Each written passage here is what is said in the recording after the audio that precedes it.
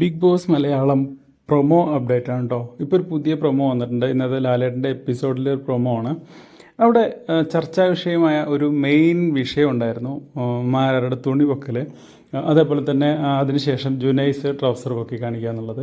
അപ്പോൾ അതുമായി കണക്ട് ചെയ്തിട്ടാണെന്ന് തോന്നുന്നു. അവിടെ ഒരു മെയിൻ വിഷയമാണല്ലോ എന്ന് പറഞ്ഞുകൊണ്ട് ഇവർക്കൊരു ടാസ്ക് കൊടുക്കുകയാണ്. നാദിറ അതിൻ്റെ ജഡ്ജാണ്.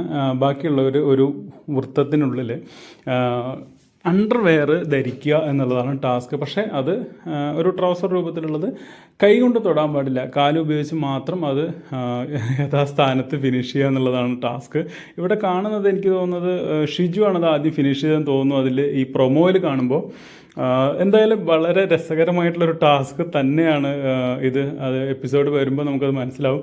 കാരണം ഓരോരുത്തർ എങ്ങനെയായിരിക്കും ഇത് ചെയ്യുക എന്നുള്ളത് അത് കണ്ടാലാണ്. കാരണം കൈ ഉപയോഗിക്കാൻ പാടില്ല, ഇരുന്ന് നിരങ്ങിയൊക്കെ പലരും ഈ ഡ്രസ്സ് ധരിക്കുന്നുണ്ട്.